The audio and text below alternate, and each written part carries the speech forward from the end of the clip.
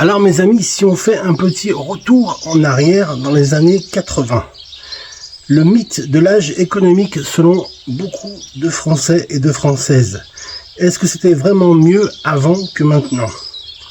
Dans ce passé révolu, c'était l'inflation qui était roi. Les prix et les salaires étaient galopants, une hausse entre 5 et 10% chaque année. Au début de la décennie, ce qui était vrai aussi dans la vie pratique. C'était la facilité de se loger pour les Français et les Françaises. Acheter un logement, acheter son logement ou sa maison individuelle était plus facile. Le budget des Français était plus stable et plus équilibré et beaucoup plus accessible en ville et d'abord à Paris en IDF, Île-de-France. Le début des années 80 a laissé des traces les deux chocs pétroliers de 1973 et 1979. Et bien sûr de l'arrivée de François Mitterrand au pouvoir en 1981. C'est là que les choses ont commencé à changer. À l'Élysée premièrement, avec des avancées significatives sociales, mais aussi des expérimentations très hasardeuses c'est le moins que l'on puisse dire. C'est à partir de ce moment-là que le nombre de chômeurs a pris son envol. Il n'est jamais redescendu à son niveau d'avant. Cela fait 40 ans qu'il dépasse celui de tous nos voisins presque. Les restos du cœur ne sont pas nés du hasard, par hasard ou du hasard. Car les gens avaient faim. Aujourd'hui, on n'a plus le droit d'avoir faim ni d'avoir froid en France. Amen. 1985 marque par Coluche d'un élan et d'un geste populaire envers les mal logés, les sans-abri et les pauvres, pour donner le couvert et le logis à tous ceux qui en ont besoin. Ceux qui ont vécu cette époque signalent qu'à l'époque, le pouvoir d'achat était supérieur à ce qu'il est aujourd'hui. Eh bien, c'est une contre-vérité, c'est totalement faux. L'aisance financière est supérieure maintenant qu'en 1985, il y a 40 ans. Pour vous, ça vous paraît irréaliste et je suis en train de vous raconter un film. Mais en fait, voilà ce qui s'est passé réellement. Premièrement, nous avons échangé la rareté matérielle contre l'incertitude.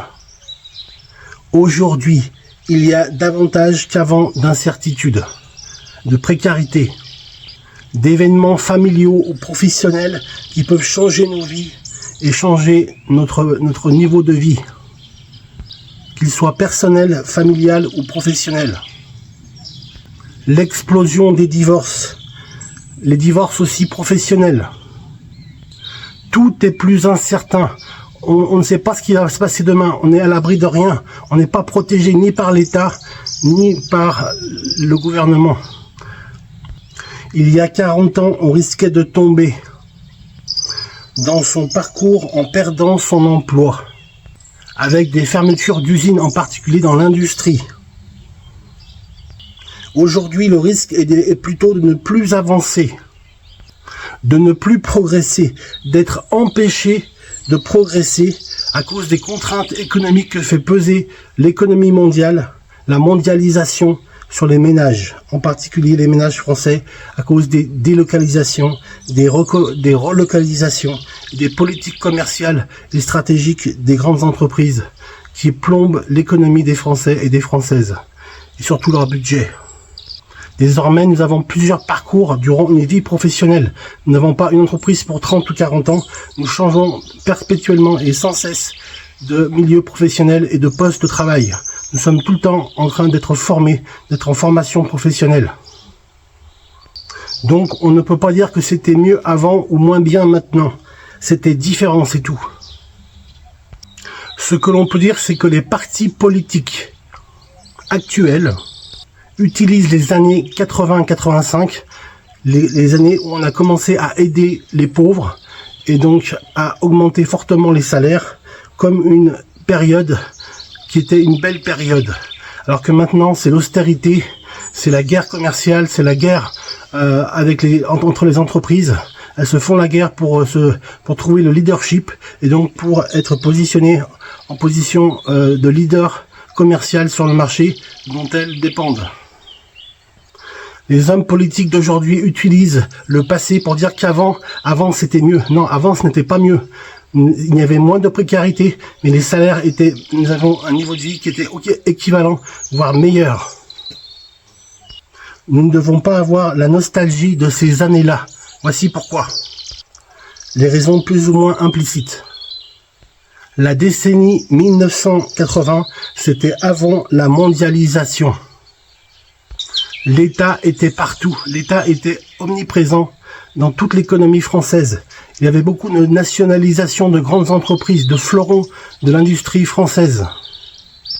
Pour certains hommes politiques, c'était avant, selon elle. Maintenant, c'est moins bien. Pourquoi ? Pourquoi, Madame Le Pen, c'était moins bien avant ? On nous dit que la France a perdu son identité et qu'elle est noyée dans l'Europe maintenant. Conclusion, ces années 80, qu'est-ce qu'elles nous donnent en fait? Elles paraissent a priori plus simples et on a la sécurité de l'emploi.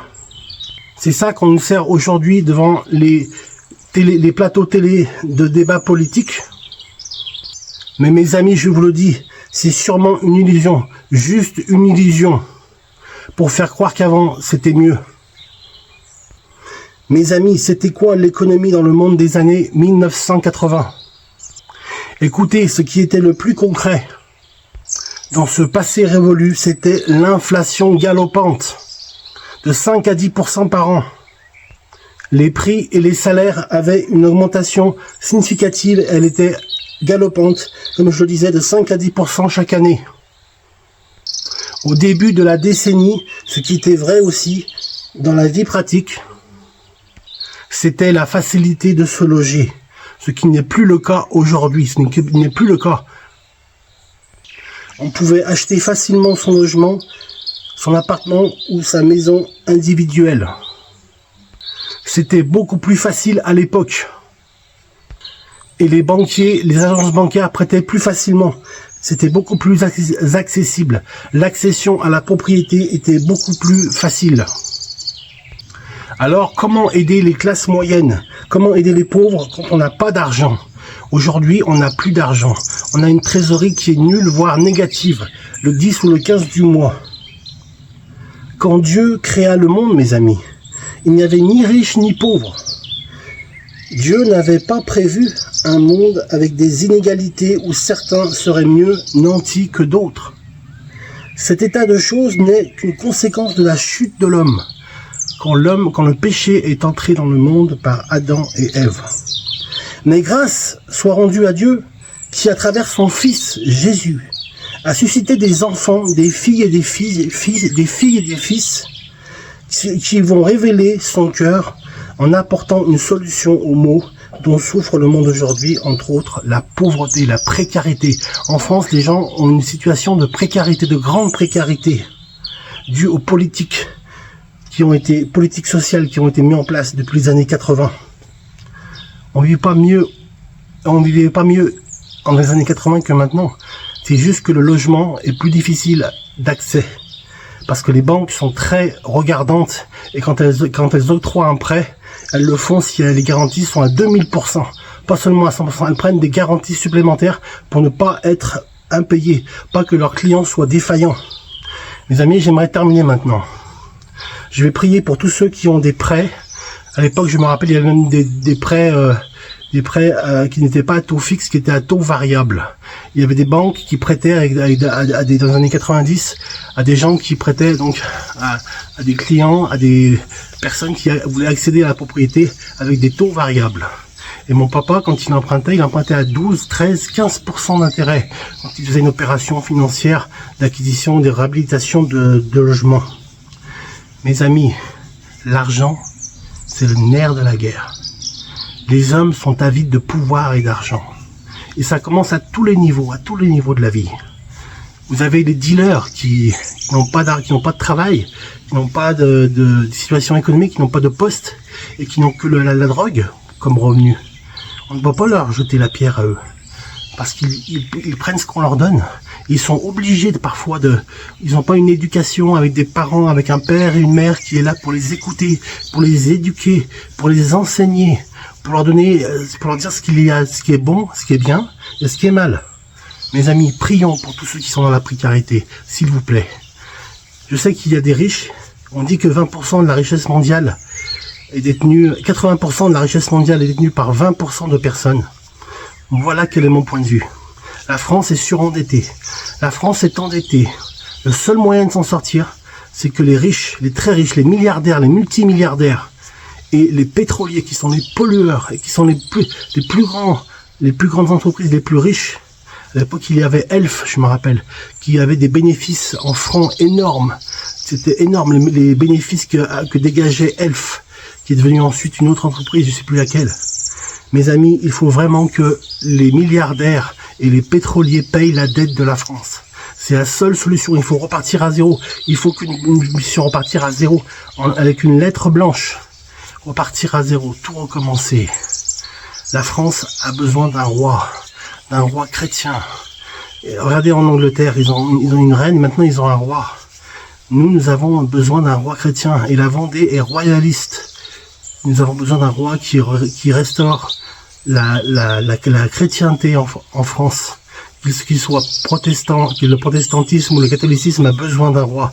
Et les Français ont besoin d'amour, les Français ont besoin d'ordre.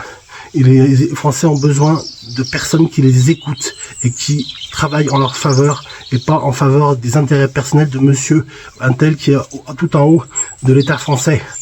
La France est composée de Français et de Françaises qui ont besoin d'être écoutés et que leurs revendications soient données, leur soient répondues. Que leurs revendications soient prises en compte. C'est ma politique sociale pour la France d'aujourd'hui. Que les milliardaires payent la dette de la France, ainsi que les pétroliers. On repart à zéro. La dette de la France, elle est éteinte, elle est égale à zéro après le paiement des pétroliers et des milliardaires. Et on repart sur une nouvelle base. On repart sur une économie florissante avec des gens qui veulent s'en sortir. Je vois dans le milieu où je suis, il y a des travailleurs, des travailleuses qui ont vraiment la foi en ce qu'ils font et qui le font vraiment très bien. Ils sont sérieux et vraiment ils se retroussent les manches et ils travaillent, ils produisent de la richesse. Alors c'est à eux que doivent venir, non pas des aides, mais un salaire plus important. C'est pour ça que je dis qu'il faut que c'est impossible au niveau économique. Tous les économistes vont me rire au nez, mais je dis il faut que le SMIC soit à 2500 € brut par mois. 2500 € brut par mois pour réévaluer le niveau de vie des Français. Que Dieu vous bénisse. Amen.